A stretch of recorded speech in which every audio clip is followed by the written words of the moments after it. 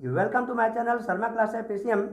Last lecture में मैंने आपको रिलेशन एंड फंक्शन का इंट्रोडक्शन और एग्जाम्पल्स बताया था।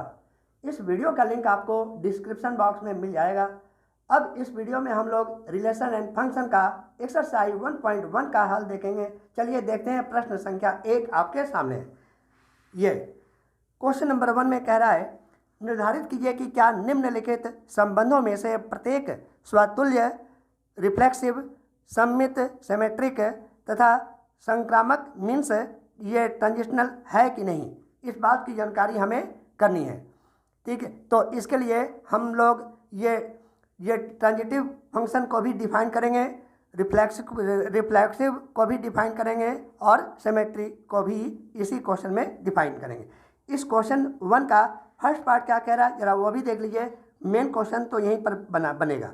क्वेश्चन ये कह रहा है, समुच्चय capital A equal to 1 2 3 dotted up to 14 में संबंध कैपिटल R इस प्रकार परिभाषित है कि capital R equal to x y such that 3x minus y equal to 0। ठीक, तो इसमें हमें क्या चेक करना है कि ये स्वतुल्य है, सममित है, संक्रामक है, कौन सा है या नहीं है, हमें इस बात की जानकारी करनी है। क्वेश्चन मार्क हमें लगाना चाहिए था।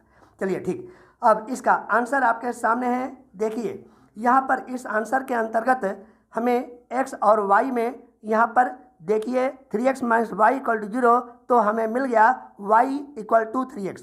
यहाँ पर ये जो a की वैल्यू है वही x की वैल्यू को डिफाइन करता है और इसी के अंतर्गत हमें y के भी वैल्यू को देखना है। ठीक, इसी a के अंतर्गत तो हम क्या करेंगे, x की वैल्यू इसी ये नेचुरल वैल्यू लेकिन 1 से 14 तक के मान को जैसे कि दिखाई दे रहा है 1 2 3 अप टू 14, x की वैल्यू ये यहाँ पर हम लिख दे रहे हैं 1 2 3 4 5 6 अप टू 14। तो y इक्वल टू हमें फंक्शन गिवन है इक्वल टू 3x, तो x के जगह पर हम 1 रखते हैं तो y की वैल्यू क्या होगा, x इक्वल टू अगर 1 रखें तो यहाँ पर y इक्वल टू ये x इक्वल टू 1 रखें तो y equal to 3, x equal to 2 रखें इसी फार्मूले में तो y equal to 6, x equal to 3 रखें तो y इक्वल टू 9, 4 रखेंगे तो 12, 5 रखेंगे इस तरह से एट लास्ट 14 रखेंगे तो ये मिल जाएगा 42।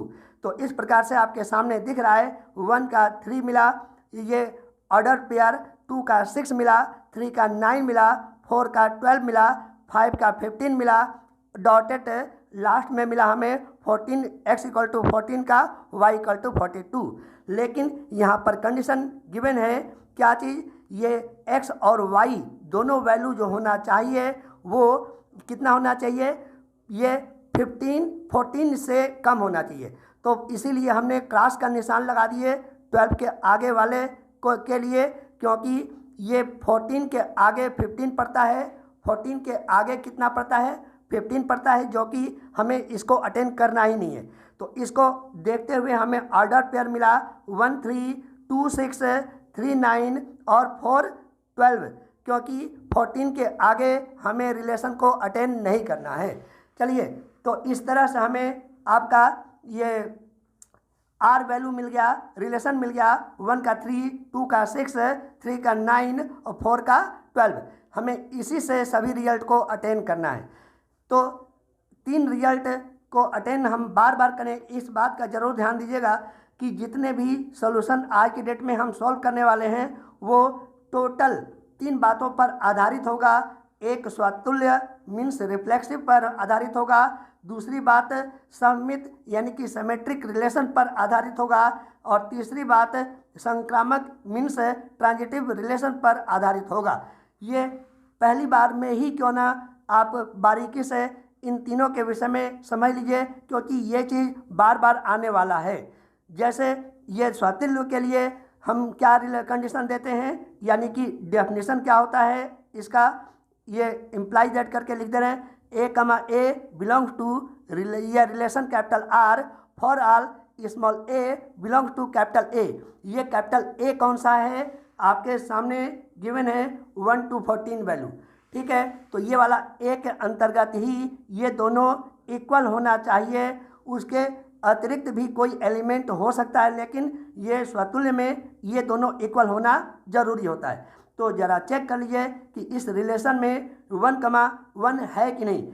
ये आइडेंटिटी इक्वलिटी शो करनी चाहिए। तो 1 का जरा कहीं पर भी देखिए 1 इक्वल नहीं है, 2 का 2 के साथ इक्वल नहीं है, 3 का 3 के साथ इक्वल नहीं है, 4 का 4 के साथ इक्वल नहीं है। यानी कि ए की वैल्यू 1 रखें और दूसरे वाले ए की वैल्यू 1 रखें। यह कंडीशन ये आर संबंध जो हमें मिला है उसमें दिखाई न पड़ने के कारण यह जो रिलेशन है वह स्वतुल्य नहीं है। चलिए इसका दूसरा कंडीशन हम देखते हैं, चेक करते हैं सममित फलन के विषय में। सममित फलन का जो डेफिनेशन होता है वह है ये चीज़ A comma B belongs to capital R imply that, just reverse कर लीजिए तो B comma A belongs to capital R for all A comma B belongs to capital A. तो ये वाला ए कौन सा होता है, ये वाला ए जो आपके सामने लिखा हुआ है वही वाला ए होता है। जरा इसको भी चेक कर लेते हैं कि ए बी और बी ए उसी रिलेशन में मौजूद है कि नहीं।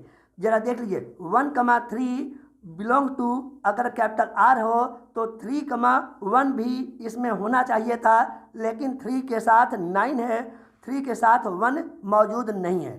3,1 यानी कि आर में या 9 भी हो तो इस तरह से यह मौजूद न होने के कारण हम कह सकते हैं कि यह सममित फलन को डिफाइन नहीं करता है। इसके तीसरा कंडीशन हम अप्लाई कर दे रहे हैं। पहले तो डेफिनेशन देख लीजिए संक्रामक संबंध के विषय में क्या होता है। यदि A comma B belongs to capital R तथा B comma C belongs to capital R imply that ये फर्स्ट वाला ए और लास्ट वाला C belongs to capital R होना चाहिए for all A comma B comma C belongs to capital A. ये definition हो गया। तो जरा चेक करके देखते हैं, यहाँ पर ए की जगह पर 1 रख लीजिए, बी की जगह पर 3 रख लीजिए, सी की जगह पर 9 रख लीजिए, सपोज कीजिए। तो 1,3 belongs to capital R check करिए और 3,9 बिलोंग्स टू कैपिटल आर। तो ये वाला 1 और 9 इसमें मिलना चाहिए था। 1,9 जरा चेक करके देखिए 1 और 9 ये इस रिलेशन में मौजूद न होने के कारण यह जो संबंध हमें आर के अंतर्गत मिला है वह संक्रामक नहीं है। मीन्स आर ये संक्रामक नहीं है। यानी कि इस घटना से हमें यही दिखाई पड़ा कि यह जो आर है जो आपके सामने दिखाई दे रहा है न तो स्वतुल्य फलन को डिफाइन करता है, न तो सममित फलन को डिफाइन करता है और न ही संक्रामक फलन को डिफाइन करता है। अब इसके बाद में देखते हैं क्वेश्चन नंबर 1 का सेकंड पार्ट क्या कहता है। क्वेश्चन कह रहा है प्राकृत संख्याओं के समुच्चय में r equal to x comma y such that y equal to x plus 5 तथा x लेस देन 4 द्वारा परिभाषित संबंध कैपिटल R है। चलिए ये जो क्वेश्चन तो दिखाई दे दिया। इसका सेकंड एलिमेंट ऑर्डर पेयर का y के जगह पर हम थोड़ी देर के रख देते हैं x प्लस 5। y की जगह पर हम क्या रख देंगे x प्लस 5। तो y के जगह पर हमने रख दिया x प्लस 5। ठीक, तो ये यहाँ पर x की वैल्यू यहाँ पर कितना लेना है, 4 से कम लेना है। तो 4 से कम ये इसी गिवन ऑर्डर पेयर ए वाले में 4 से कम क्या हो सकता है 1, 2 और 3। तो 1, 2 ये नेचुरल नंबर की बात कर रहा है। नेचुरल नंबर में 1, 2, 3 हम केवल लेंगे क्योंकि 4 से कम एलिमेंट x हमें लेना है। तो x के जगह पर अगर हम 1 रखें तो y के जगह पर क्या मिल जाएगा 1 + 5 = 6। 2 के लिए मिल जाएगा ये दूसरा एलिमेंट 2, 2 + 5 7। x के जगह पर 3 रख दें तो 3, 8। बस इतना ही हमें ये ऑर्डर पेयर मिलेगा इस रिलेशन के लिए दिए गए कंडीशन के अनुसार। अब इसी 1, 6, 2, 7 और 3, 8 में हमें पता करना है कि यह रिफ्लेक्सिव और सिमेट्रिक तथा ट्रांजिटिव रिलेशन को चेक करना है कि है भी कि नहीं। चलिए हमें पिछले ये अभी जो पेज पलटे हैं उसमें रिलेशन हमें दिखाई दिया था r = 1, 6, 2, 7 और 3, 8। तो सबसे पहले हम स्वतुल्य को डिफाइन करेंगे। डेफिनेशन पहले हम लिखे हुए हैं और कंडीशन अप्लाई करेंगे बाद में। फिर से अप्लाई करेंगे पिछले क्वेश्चन के जैसा। सममित फलन का पहले डेफिनेशन देते हैं, ये ए और बी की वैल्यू अप्लाई करते हैं, फिर पता करते हैं कि सममित है कि नहीं। फिर से इसके बाद में तीसरे पोजीशन पर पहुंचते हैं, संक्रामक संबंध के विषय में डेफिनेशन पहले लिखते हैं और उसके ए और बी की वैल्यू को अप्लाई करते हैं, फिर चेक करते हैं। ये कार्यक्रम मेरा हर सवालों में ये एक जैसा बनता चला जाएगा, लेकिन एलिमेंट केवल बदलते हैं इसमें। चलिए शुरुआत करते हैं इसका जवाब। ये ए की वैल्यू, ये स्वतुल्य के लिए क्या होता है, A comma A belong to R for A belongs to natural number capital N. Natural number क्या होता है, 1 2 3 4 डॉटेड अप टू इन्फिनिटी तक वैल्यू होता है, यही वैल्यू एक्स का होता है। चलिए ठीक, या ए एक्स को हम ए भी कह सकते हैं, तो ए का होता है। तो ए के जगह पर 1 रख दें और दूसरे वाले की भी ए के जगह पर 1 कर दें, तो क्या यह 1,1 ये इस गिवन ये रिलेशन में मौजूद है क्या? तो हम कहेंगे नहीं, क्योंकि 1,1 या 2,2 या 3,3 आइडेंटिटी रिलेशन दिखाई न पड़ने के कारण यह आर जो दिखाई दे रहा है वह स्वतुल्य मीन्स रिफ्लेक्सिव रिलेशन नहीं है। इसके बाद में हम ये आगे बढ़ते हैं सममित फलन के लिए। संबंध है भी कि नहीं इसको चेक करने के लिए पहले डेफिनेशन दे दिया, ए कमा बी तथा बी कमा सी ये आर को संबंध को डिफाइन करता है for all A comma B comma सी। तो इसके लिए ए की जगह पर ये 1, ए के जगह पर ये 1 रख देते हैं, बी के जगह पर थोड़ी देर के लिए 6 रख लेते हैं। तो 1,6 बिलोंग टू कैपिटल आर, वो तो दिखाई दे ही रहा है, तो इसका रिवर्स 6,1 भी इसमें मिलना चाहिए था, लेकिन इसमें चेक करिए कि 6,1 ये आर में मौजूद नहीं है। तो हमने लिख दिया implies that 6,1 not belongs to capital R. इसका मतलब क्या हुआ कि डेफिनेशन के अकॉर्डिंग आर सममित फलन है नहीं। अब इसके बाद में हम तीसरे कंडीशन की तरफ की ओर चलते हैं। तीसरा कंडीशन क्या होता है, संक्रामक। तो इसका डेफिनेशन होता है A comma B belong to capital R तथा B comma C belong to capital R, imply that ये वाला ए और लास्ट वाला C belong to capital R होना चाहिए। ये डेफिनेशन है, ये चीज़ बार बार ध्यान दीजिएगा। ये जो भी हम संबंध लिखते हैं तुरंत उसके आगे डेफिनेशन लिखते हैं, इसके बाद एप्लीकेशन को यूटिलाइज करते हैं। चलिए देखते हैं, ए के जगह पर यहीं पर 1 रख देते हैं, बी की जगह पर 6 रख देते हैं। तो 1,6 बिलोंग्स टू कैपिटल आर।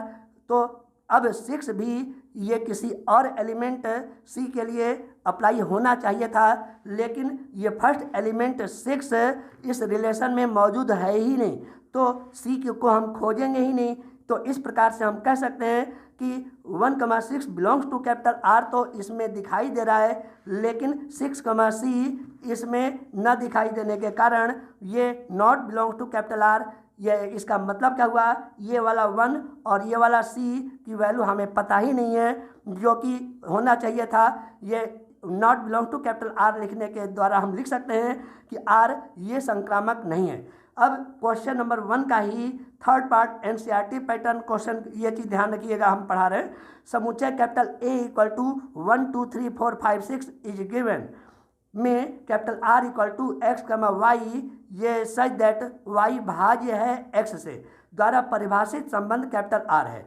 चलो इसमें हमें चेक करना पड़ेगा कि ये तीनों में से कौन सा कंडीशन अप्लाई कर रहा है, कौन सा कंडीशन अप्लाई नहीं कर रहा है।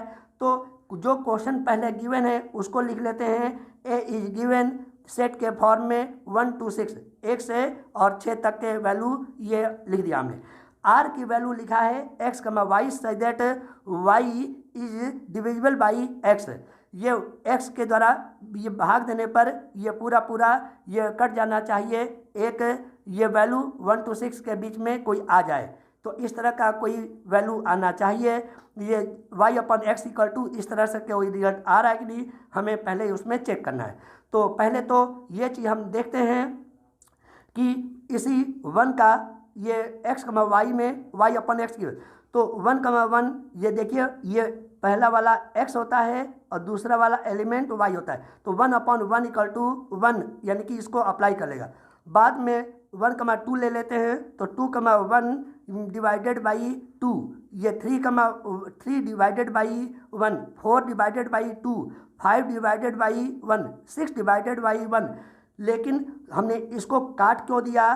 क्योंकि ये जो y अपॉन एक्स की बात कर रहे थे कि ये भाज्य होना चाहिए था, लेकिन अगर एलिमेंट 2 और 1 लेते हैं तो ये डिवाइडेड नहीं है 1/2 के द्वारा। 1 to 6 में कोई डिजिट मिल जाए ऐसा है नहीं, ये तो इस तरह से इसको हम नहीं अटेंड कर पाएंगे। अब देखिए बाद बटे पहले को अटेंड करते हुए 2/2 ये इक्वल टू 1 इसमें मिल रहा है, तो 3 ये और 2 ले लें तो यह भी संभव नहीं है। 4/2 इक्वल टू 2 हो जाएगा। 5/2 संभव नहीं है। 6/2 इक्वल टू 3 आ जाएगा, तो यह भी हम ऑर्डर पेयर ले सकते हैं। इसी प्रकार से आगे बढ़ें तो 3, 3, 6, 4, 4, 5, 5 और 6, 6 हमें ये ऑर्डर पेयर के रूप में ये रिलेशन मिल गया। तो सही से जरा देख लीजिए ऑर्डर पेयर कौन कौन से मिले। 1, 1, 1, 2, 1, 3, 1, 4, 1, 5, 1, 6, फिर ये 2, 2, 2, 4, 2, 6, 3, 3, 3, 6, 4, 4, 5, 5 और 6, 6 ये आपका ये रिलेशन आर दिए गए ये ऑर्डर पेयर के लिए आपको मिल गया। तो इसमें हम तीनों फिर से चेक करेंगे, ये स्वतुल्य के विषय में, सममित के विषय में, संक्रामक के विषय में। तो पहले हम स्वतुल्य को चेक करते हैं। पहले डेफिनेशन लिख दिया, A belong to capital R for all A belong to capital A is given 1 to 6। चलिए तो 1, 1, 2, 2 देखिए 1, 1 ये 2, 2 ये फिर से 3, 3, 4, 4, 5, 5, 6, 6 ये belong to capital R. Other element हो सकता है, स्वतुल्य का ये भी कंडीशन होता है, यानी कि ये आइडेंटिकल वाले ऑर्डर पेयर हो सकते हैं और अदर भी उसके अतिरिक्त 1, 3 उसमें शामिल हो सकता है, तो वह स्वतुल्य होता है। तो फिलहाल एट प्रेजेंट टाइम यहाँ पर जो आर गिवन है वह स्वतुल्य है। इसके बाद में हम देखते हैं सममित संबंध के विषय में। इसका डेफिनेशन हो गया A, B belong to capital R implies that B, A belong to capital R. जैसे A की 1, 2 की अगर बात करें तो 1, 2 बिलोंग टू कैपिटल आर, लेकिन अगर हम देखें इसको रिवर्स करके B, A होना चाहिए, तो B 1, 2 का रिवर्स 2, 1 ये R में मिलना चाहिए था। देख लीजिए कहीं पर भी ये 2, 1 R के द्वारा डिवाइडेड नहीं होगा, क्योंकि ये y होता है, ये वाला x होता है, y अपॉन x भाज्य नहीं है। ये इस प्रकार से लिख दिया, not belong to capital R, ये इट इम्प्लाई दैट आर सममित संबंध को डिफाइन नहीं करता है।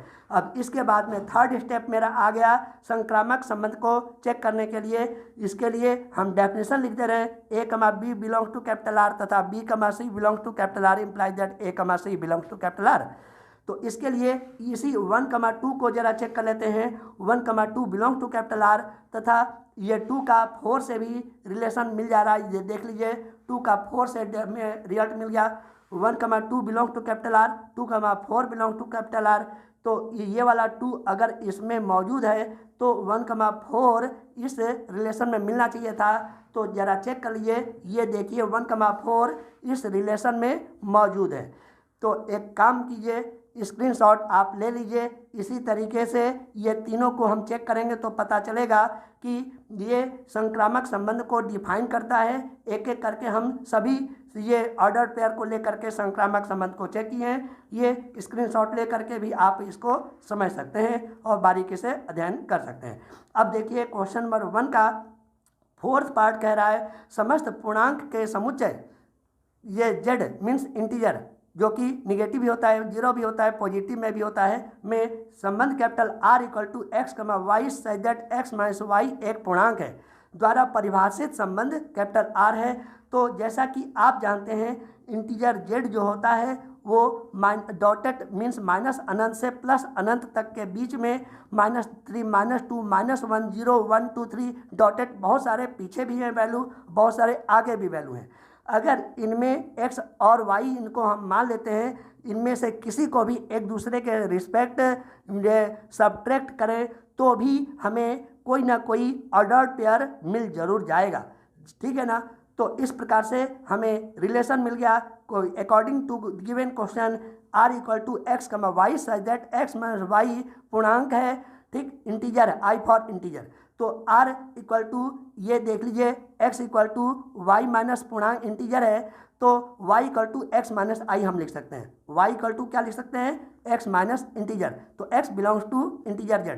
तो ठीक है, ये x minus i equal to i dash मतलब कोई नया इंटीजर आएगा आपके सामने है। तो इस तरह से एज एग्जाम्पल वे में हम लिख लेते हैं ये दो चार अलग से ये कुछ रिजल्ट जो कि ये x और y के क्रम में ये हमें मिल गया वैल्यू, 0,0 1,1 2,2 ये 3, ये ना ये वैल्यू जितने भी दिखाई दे रहे हैं सभी के सभी मिलते चले गए, ठीक, ये सब हमें ज़रूर मिलेंगे।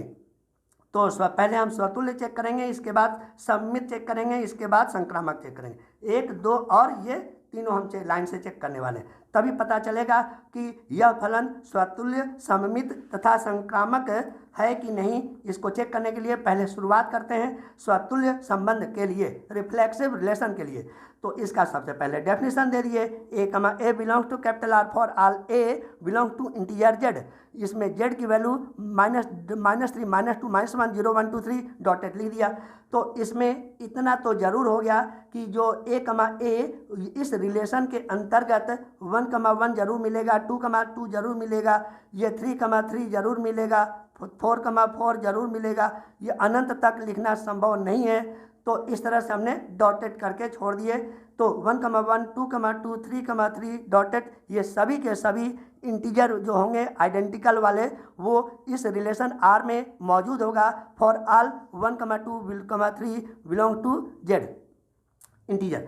तो इम्प्लाई दैट आर यहाँ पर स्वतुल्य संबंध को डिफाइन कर रहा है। फिर से अब आगे चेक करते हैं कि यह संबंध सममित संबंध है कि नहीं। इसके लिए डेफिनेशन लिखिए, a, b belongs to capital R imply that b, a belongs to capital R for all a, b belongs to capital a। यहाँ पर a हो सकता है, r हो सकता है, n हो सकता है। यहाँ पर फिलहाल ये क्या चीज़ दिया हुआ है, यहाँ पर z दिया हुआ है, तो इसके जगह पर हम z लिखेंगे, a, b belongs to capital z। यहाँ पर z है, ध्यान रखिएगा। तो अब जरा देख लीजिए इस 1,2 को, ठीक है ना, ये इस 1,2 को हम देख लेते हैं। 1,2 बिलोंग्स टू कैपिटल आर, ये फिर से और ये रिवर्स करके चेक करते हैं 2,1 बिलोंग्स टू कैपिटल आर है कि। तो 1,2 अगर आर में मौजूद है तो 2,1 भी आर में मौजूद है। इसका मतलब हम ये अन्य एलिमेंट के लिए भी अगर चेक करें तो हमें पता चलेगा कि किसी भी अन्य अवयव के लिए यह रिजल्ट सही से शो कर रहा है, यह कथन सत्य है, यानी कि आर सममित है। अब इसके आगे थर्ड कंडीशन को अप्लाई करने जा रहे हैं, संक्रामक संबंध, जिसका डेफिनेशन है a, b belongs to capital R और b, c belongs to capital R for all a, c belongs to capital R. अब चलिए 1,3 यहाँ पर जरा चेक कर लीजिए, 1,3 ये वाला बिलोंग टू कैपिटल आर तथा 3,4 बिलोंग टू कैपिटल आर। देखिए 1,3 बिलोंग टू कैपिटल आर और ये इक्वल शो करते हुए 3,4 बिलोंग टू कैपिटल आर। तो ये शुरू वाला और लास्ट वाला 1,4 बिलोंग टू कैपिटल आर है क्या, ये चेक करके देख लीजिए 1,4 बिलोंग टू कैपिटल आर है। इसी प्रकार सभी एलिमेंट्स के लिए अगर चेक करते हैं तो यही संबंध कैपिटल आर में जरूर मिल जाएगा, लेकिन बार बार हम आपसे बता रहे हैं कि यह संबंध अनंत संबंध है, तो उसमें कोई ना कोई एक ऐसा संबंध जरूर होगा, भले ही हम उसमें लिखे हों या ना लिखे हों, इमेजिन तो आप कर ही सकते हैं कि वो एलिमेंट मौजूद जरूर होगा। तो संक्रामक संबंध भी सिद्ध हो गया। तो अब देखिए क्वेश्चन नंबर 1 का 5th पार्ट क्या कह रहा है। किसी विशेष समय पर किसी नगर के वासियों के समुच्चय में निम्नलिखित संबंध कैपिटल आर है। एक का 1 का ही 5th का ए पार्ट का क्या कह रहा है, R equal to x y such that x तथा वाई एक ही स्थान पर कार्य करते हैं, तो सेम प्लेस पर कार्य करते हैं सेम टाइम में। ये एक्स वाई वाले एलिमेंट इस तरह से दिया हुआ है। तो अब इसका आंसर हम क्या देना चाह रहे हैं कि आर यहाँ पर स्वतुल्य है, क्योंकि एक्स तथा वाई दोनों ही व्यक्ति उस नगर में उस विशेष स्थान पर कार्य करते हैं। इसी वजह से यह कंडीशन क्या हो गया, रिफ्लेक्सिव यानी कि स्वतुल्य हो गया। जरा सममित के विषय में भी चेक कर लीजिए। इसमें एक बात बताइए कि यदि x और y व्यक्ति एक ही स्थान पर किसी एक फैक्ट्री में एक जगह पर कार्य कर रहे हैं, इसका मतलब क्या हुआ कि y व्यक्ति भी x के साथ उसी जगह पर उसी स्थान पर एक साथ कार्य कर रहा है, तो यह सम्मित संबंध हो गया। तो इसीलिए हमने लिख दिया कि यदि x तथा y व्यक्ति एक ही स्थान पर एक समय में कार्य करते हैं तब y तथा x भी उसी स्थान पर उसी समय पर कार्य करते हैं। मतलब x, y belong to relation capital R implies that y, x belong to capital R। तो इट इज ये सिमेट्रिकल कंडीशन शो हो रहा है यहाँ पर। तो अब आगे लास्ट कंडीशन का अप्लाई करने जा रहे हैं, संक्रामक मीन्स ट्रांजिटिव रिलेशन को डिफाइन करने के लिए।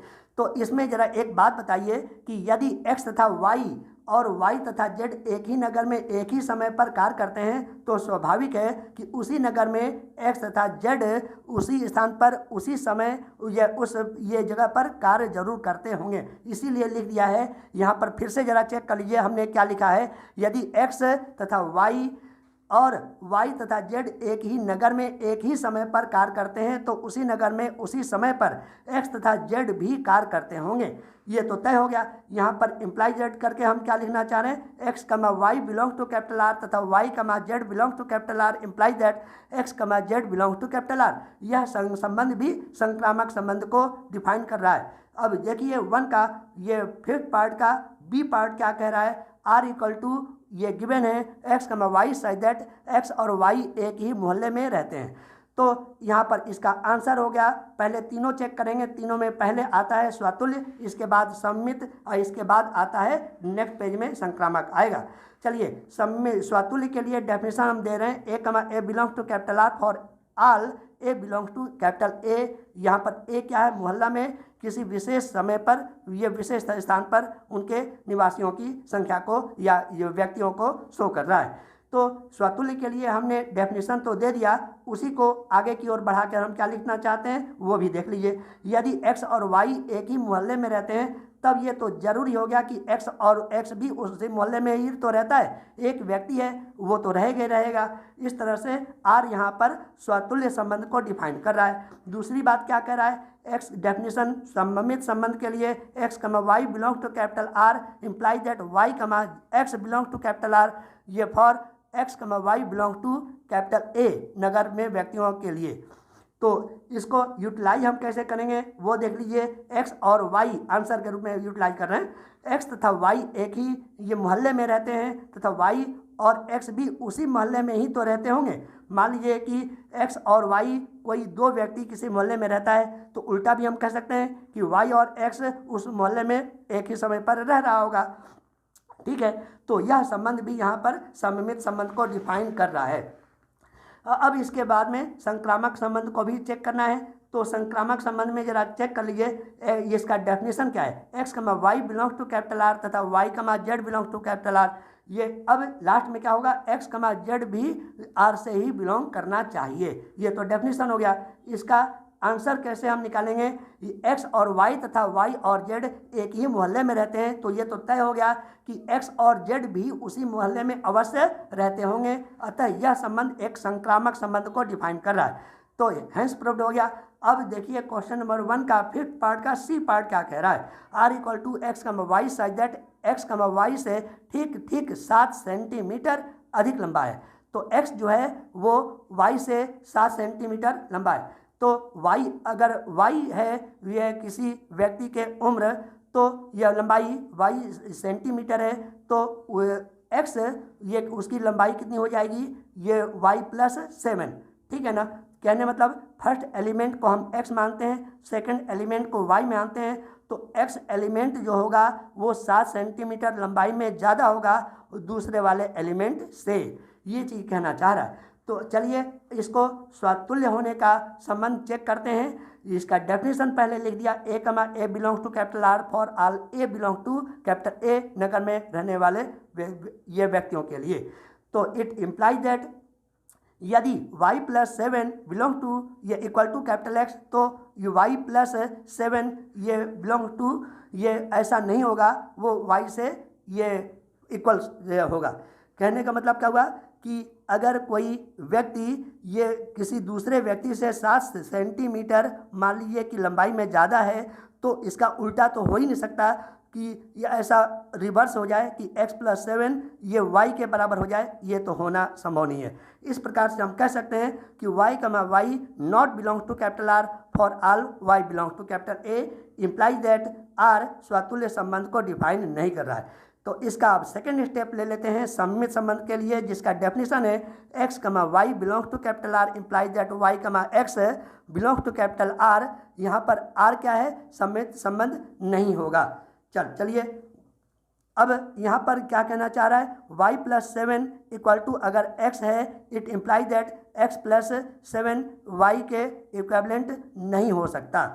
x y से इसको दूसरे अर्थ में हम कैसे सिंपल भाषा में लिखना चाह रहे हैं वो भी ज़रा देख लीजिए। x जो है y से 7 सेंटीमीटर लंबा है, तो इसका उल्टा हो नहीं सकता। क्या उल्टा नहीं हो सकता? y x से 7 सेंटीमीटर लंबा नहीं होगा, बल्कि छोटा हो जाएगा। ध्यान रखिएगा, ये छोटा जरूर हो जाएगा, लंबा उसकी लंबाई ज़्यादा नहीं होगी। यहाँ पर x y रिलेशन r का तो है, लेकिन रिवर्स कंडीशन अप्लाई नहीं हो रहा है। Not belong to capital R, it implies that R सममित संबंध को डिफाइन नहीं कर रहा है। और सममित संबंध है, यहाँ पर सममित संबंध को डिफाइन नहीं कर रहा है। अब आगे देखते हैं संक्रामक संबंध के विषय में। इसी का x, y belong to capital R definition है, तथा y, z belong to capital R। तो ये पहला और ये लास्ट वाला x, z belong to capital R संक्रामक संबंध में होना जरूरी होता है। ये तो डेफिनेशन हो गया। तो इसके लिए सिंपल लैंग्वेज हम क्या इस्तेमाल करते हैं? x जो है y से 7 सेंटीमीटर लंबा है मान लीजिए, तथा y z से 7 सेंटीमीटर लंबा है। तो अब ये तो तय हो गया कि x जो है ना z से 7 सेंटीमीटर लंबा नहीं होगा, बल्कि 14 सेंटीमीटर लंबा हो जाएगा। थोड़ा सा इसको ये ध्यान से ये वीडियो रोक करके और सोचने की कोशिश कीजिएगा यहाँ पर, तो पता चल जाएगा ये कंडीशन सही है कि नहीं सही है। तो यहाँ पर x, y belong to capital R तथा y, z belong to capital R implies that x, z not belong to capital R हो जाएगा। तो यह संक्रामक संबंध को डिफाइन नहीं कर रहा है। अब क्वेश्चन नंबर 1 का 5th पार्ट का डी पार्ट क्वेश्चन का रिलेशन क्या कह रहा है? R = x, y such that x y की पत्नी है। x = पत्नी, y = उसका पति है। तो इस तरह का कंडीशन हमने लिख भी दिया। फर्स्ट एलिमेंट पत्नी के लिए है और सेकंड एलिमेंट यहाँ पर पति के लिए डिफाइन किया गया है। तो स्वतुल्य है कि नहीं चेक कर लेते हैं। स्वतुल्य संबंध में हम कह रहे हैं ये डेफिनेशन के लिए x, belongs to capital R for all x belongs to capital A, ये तो डेफिनेशन के अंतर्गत होता है। लेकिन अप्लाई हो रहा है कि नहीं, पहले इसके लिए चेक कर लेते हैं। यहाँ x, not belong to capital R होगा, क्योंकि x ये स्वयं अपनी पत्नी या अपनी ही पत्नी नहीं हो सकती। कहने का मतलब क्या हुआ? ये कोई यहाँ पर पत्नी, ये पति का तो पत्नी हो सकता है, लेकिन कोई पत्नी स्वयं उसी की पत्नी नहीं हो सकती है। तो इस तरह से ये R क्या हो गया? स्वतुल्य संबंध को डिफाइन नहीं कर रहा है। अब इसके बाद में सममित फलन को डिफाइन करना है। इसके लिए डेफिनेशन तो आपके सामने है, इसको यूटिलाइज हम कर दे रहे हैं। यदि x तथा x जो है y की पत्नी है तथा y x की पत्नी क्या हो संभव है?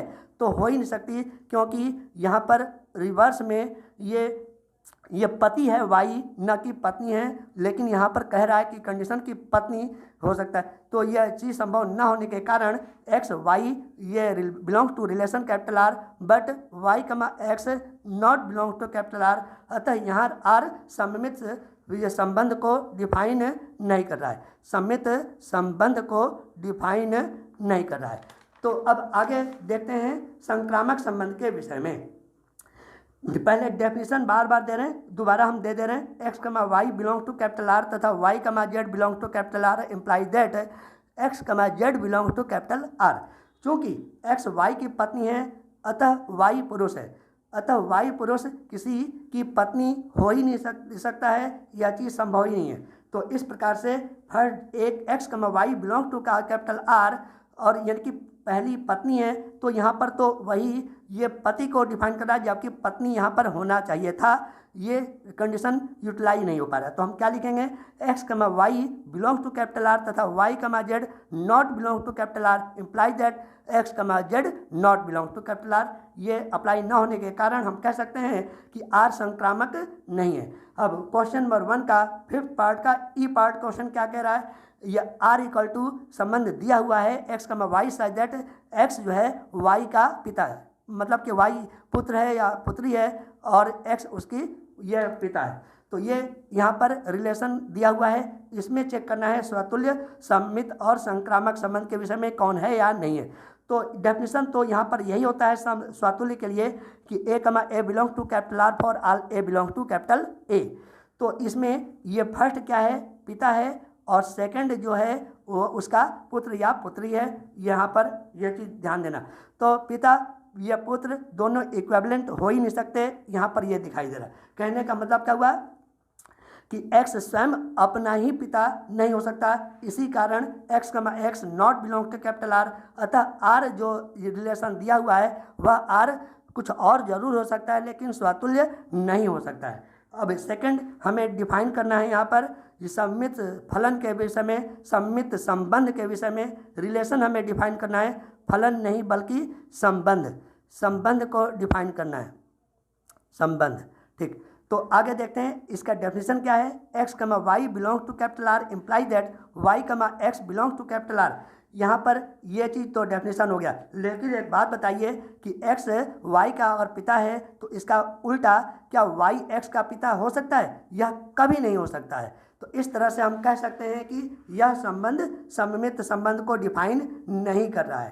ठीक है, तो संबंध को डिफाइन नहीं कर रहा है ना। अब लास्ट स्टेज में यहाँ पर हम बताना चाह रहे हैं संक्रामक संबंध के विषय में। ये डेफिनेशन यहाँ पर शो कर रहा है x comma y belong to capital R, ये इम्प्लाई दैट यहाँ पर आगे क्या दे रहे हैं x comma y comma z belong to capital J R, ये imply that x comma z belong to capital R. यहाँ पर तो एक्स वाई के पिता है तथा वाई जेड का पिता है, तो एक्स वाई का पिता कभी नहीं हो सकता। अतः यह कहा जा सकता है कि x comma y belong to capital R तथा y comma z belong to capital R imply that x comma z not belong to capital R. यह अतः हम सिद्ध कर सकते हैं, ये सिद्ध कर भी चुके हैं कि ये जो संबंध कैपिटल आर है संक्रामक संबंध नहीं है।